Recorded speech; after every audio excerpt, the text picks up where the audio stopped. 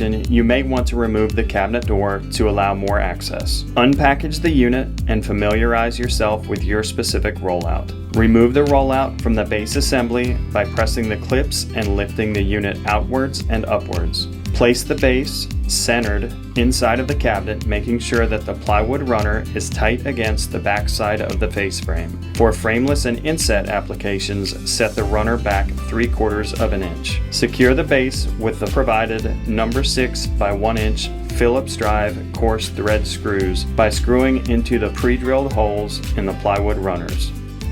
Place the rollout unit back onto the slides and press the unit all the way into the cabinet, making sure that the clips lock into the undermount slides. Operate the unit to ensure proper operation and clearances.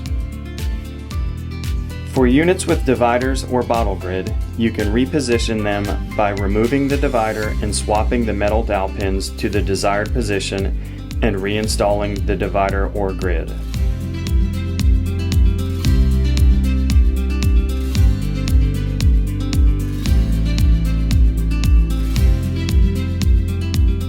If you removed the door, you may reinstall it at this time.